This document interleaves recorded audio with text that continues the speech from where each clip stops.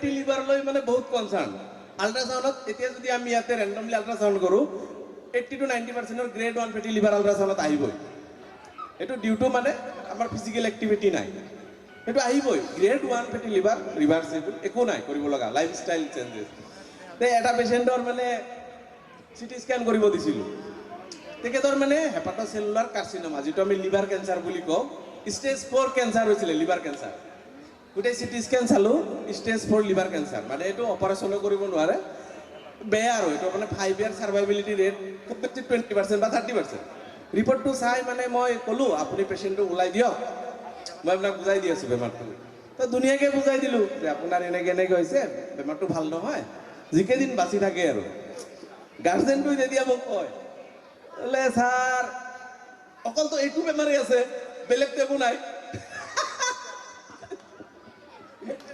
মই বোলে আপুনি বেলেগ কি বিচাৰিছে ফেটি লিভাৰ আছে নেকি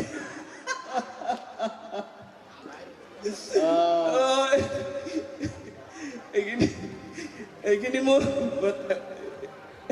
মানে চবে গভীৰ আলোচনা কৰি আছে মানে ছাকচেছৰ ওপৰত গতিকে মই চবকে অলপ মানে প্ৰেক্টিকেল মানে কথা গোটেইখিনি কৈছোঁ মানে এইখিনি অভিজ্ঞতা কৈছোঁ মই বহুত ভাল অভিজ্ঞতাৰ কথা ক'লে মই 1 মিনিট লৈছোঁ মই নিজকে এতিয়াও সফল বুলি মই নিজকে নকওঁ মই সফল হ'ব পাৰিছোঁ নে নাই এইটো বেলেগে ডিটাৰমিন কৰিব মই কিমানখিনি মানুহৰ কাৰণে কৰিব পাৰিছোঁ বা চেষ্টা কৰিম মই মোৰ নাম ল'ব লাগিব মোৰ আব্বাক হয়তো বহুতে চিনি পায় বা বহুতে চিনি নাপায় মোৰ আব্বা একটি বিদ্যালয়ৰে আপাৰ ডিভিজনেল এছিষ্টেণ্ট আছিলে আব্দুল হাকিম গতিকে তেখেতে মানে এইটো অঞ্চলৰ পৰা আমি 4জনে ভাই ভনী মই নিজে এতিয়া MS মোৰ সৰু ভণ্টি আয়ুৰ্বেদিকত গাইনীত কৰি আছে PG কৰি আছে আৰু 2টা ভণ্টিও মাষ্টাৰ ডিগ্ৰী কৰিছে গতিকে মই এইটো কথাই ক'ব বিচাৰিছোঁ মই যদি পাৰিছোঁ আপোনালোকেও পাৰিব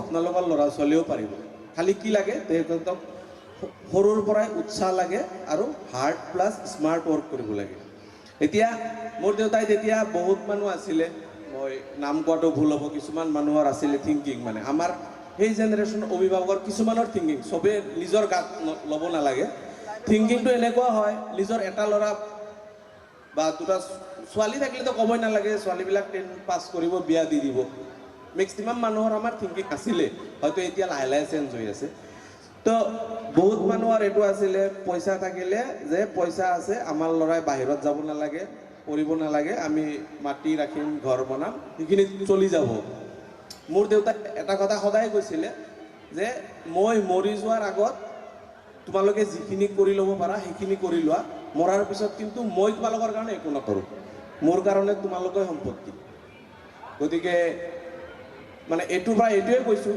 যে অলৰেডি চব বক্তাই কৈয়ে গৈছে যদি ষ্ট্ৰং এইম ডিটাৰমিনেশ্যন থাকে ছাকচেছ এদিন হ'বই হয়তো অলপ দেৰিকৈ হোৱাটো হ'বই GMCত মই যেতিয়া MBBS কৰিছিলোঁ মাজদিয়াৰ এটা ল'ৰা আছিলে মোতকৈ 4 বছৰ ছিনিয়ৰ সি ইভেন গুৱাহাটীৰ পৰা যেতিয়া ফাৰ্ষ্ট ইয়াৰ এডমিশ্যন লয় এই ভেন গাড়ী যে থাকে মালটানা গাড়ীত আহে তাৰ মানে গুৱাহাটীৰ পৰা মাজদিয়া তাহাকলৈকে তাৰ পকেটত পইচা নাছিলে সি গাড়ীত আহিব সি সেই ভেন গাড়ীৰ পাছফালে ধৰি কিনে আহে তাৰপিছত সি গুৱাহাটীত প্ৰাইভেট টিউশ্যন কৰি কিনে সি যেনে তেনে MBBS পাছ কৰিলে MBBS পাছ কৰি সি মোতকৈ 5 বছৰ পিছত এতিয়া GMCত গাইনীত PG কৰি আছে তাৰ এজ মোটামুটি ধৰক আপোনাৰ 14 নিয়াৰ বাই হৈছে তো কথাটো মই এইটো কাৰণতে কৈছোঁ ষ্ট্ৰং এইম প্লাছ ডিটাৰমিনেশ্যন আৰু কনফিডেঞ্চ এইটো থাকিলে মানুহ ছাকচেছ হ'বই অলপ টাইম লাগিব ছাকচেছ হ'বই গতিকে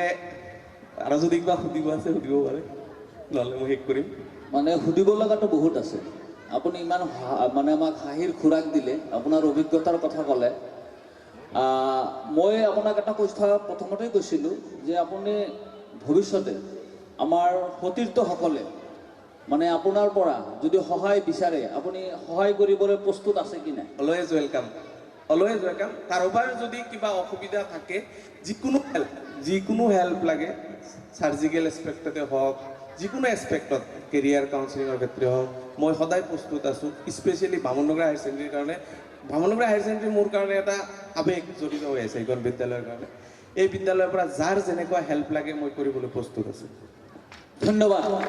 আমাক এনেকুৱা ডক্টৰ লাগে যাৰ আমাৰ প্ৰতি দয়া মৰম ভালপোৱা আছে। ধন্যবাদ ডক্টৰ জুৱেল ধন্যবাদ আহমেদ। ধন্যবাদ। এতিয়া আমি মাতিম আমাৰ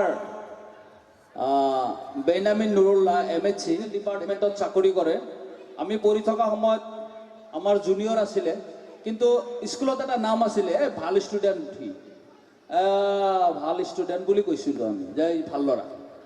আজি তেখেতৰ অভিজ্ঞতা অলপ শ্বেয়াৰ কৰিব আমাৰ লগত, আৰু আমাৰ এলুমনি এছ'চিয়েশ্যনৰ তেখেতে এইখিনি সফলতাৰ কাৰণে যে আমি আজি ইয়াত একেলগ হ'ব পাৰিছোঁ, তেখেতৰ যথেষ্ট অৰিহণা আছে।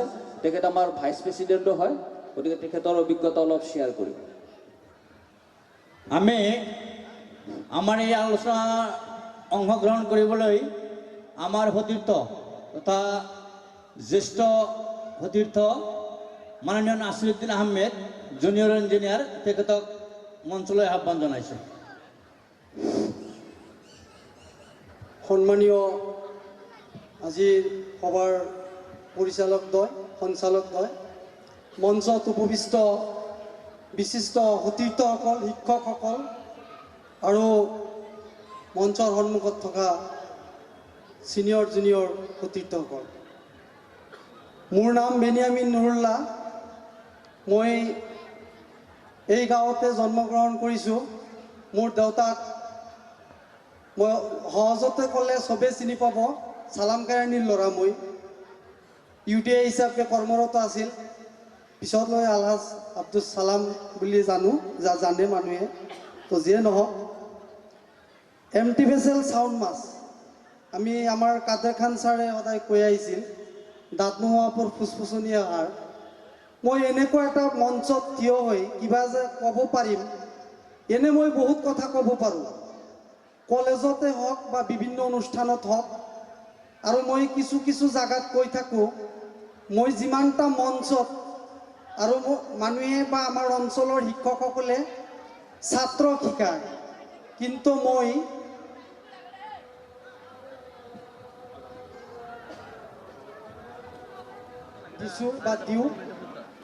মই বহুত কথাই ক'ব পাৰোঁ, কিন্তু মোৰ 45 বছৰীয়া জীৱনত যিসকল মহান ব্যক্তিসকলৰ কথা দেউতাকৰ পৰা আৰম্ভ কৰি বিভিন্নজনৰ মুখত শুনা পাইছিলোঁ, সেই মহান ব্যক্তিসকল এইখন মঞ্চত উপস্থিত আছে।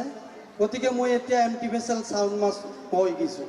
মোৰ তেনেকুৱা ক'বলৈ সাহস গোটাব পৰা নাই। তথাপিও মই কৈছোঁ, মই 1995 চনত এইখন মহান অনুষ্ঠানৰ পৰা HLC পাছ কৰোঁ। তাৰপিছত মই মাধৱ চৌধুৰী কলেজৰ পৰা হায়াৰ ছেকেণ্ডেৰী পাছ কৰোঁ, BSc পাছ কৰোঁ MC কলেজৰ পৰাই।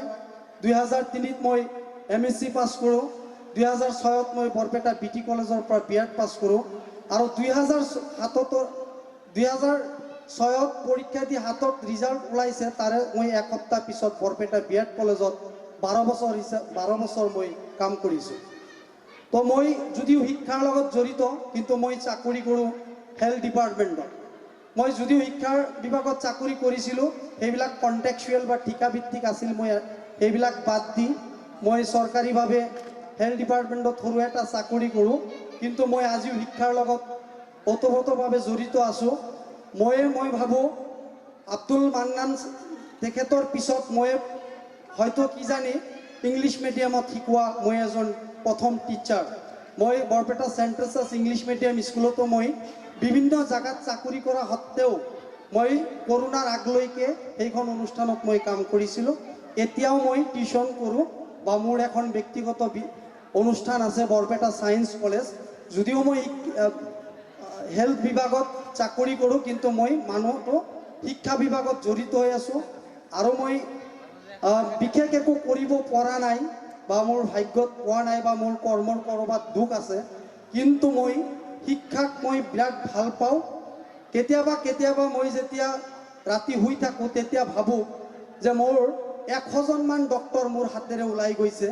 মই নিজে প্ৰাইভেট বা টিউশ্যন শিকোৱা ছাত্ৰই। ইভেন মই এতিয়াও গৌৰৱ অনুভৱ কৰি আছোঁ যে আনোৱাৰ হুছেইন জুৱেলকো মই 2-4 আখৰ শিকাইছোঁ, বা এডভান্স মেথছত ভাল মাৰ্কছ বা লেটাৰ মাৰ্কছ পাইছে। মই যেতিয়াই ৰহমান ছাৰক দেখা পাওঁ, তেতিয়াই মোৰ মাতবোল নোহোৱা হৈ যায়। এনে মই বেলেগত বহুত কথা কৈ থাকোঁ, কলেজতো মোক লেকচাৰ দিব দিব দিলে মই কৈয়ে থাকোঁ, ষ্টুডেণ্টে হয়তো বৰে হৈ যায়। কিন্তু যেতিয়া ৰহমান ছাৰৰ বা কাদেৰ খান ছাৰ বেছি বা আৰু এনেকুৱা লেভেলৰ টিচাৰ বা আমাৰ এইখন মহান অনুষ্ঠানৰ শিক্ষকসকলক দেখা পাওঁ, তেতিয়া মোৰ মাত নোহোৱা হৈ যায়। তাৰমানে সিহঁতসকলেই মোক মই আজি যি ছাত্ৰক দি আছোঁ, মই সেইসকল মহান শিক্ষাগুৰুসকলৰ পৰাই পাইছোঁ আৰু সেইবিলাক মই বেলেগক দি আছোঁ। তো ছাৰক মই পাই আৰু ভাল লাগিছে। মোৰ দুজনমান ষ্টুডেণ্ট আজিৰ দিনত আপোনাৰ অনুষ্ঠানত শিক্ষা লৈ আছে বা ষ্টুডেণ্ট হিচাপে পঢ়ি আছে। সেই হিচাপে ছাৰক পাই মোৰ বহুত ভাল লাগিছে। আৰু বৰপেটা মেডিকেল কলেজতো মোৰ বহুত ষ্টুডেণ্ট আছে অসমৰ বিভিন্ন অনুষ্ঠানত। সেয়ে মই কৈছোঁ প্ৰথমতেই যে এমটি ভেছেল চাউণ্ড মাছ, মই নিজে বিশেষ একো কৰিব নোৱাৰিলেও মই